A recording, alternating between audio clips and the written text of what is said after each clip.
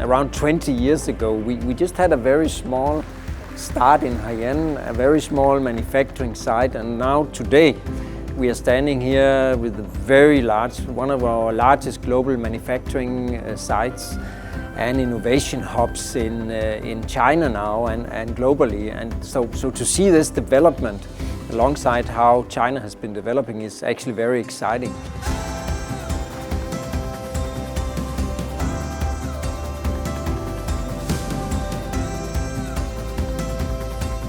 When I look around here today, so China is very committed to sustainability and the green transition and high quality growth. In Danfoss, it is what we are all about. We invest in innovative solutions, competitive solutions, but also sustainable solutions.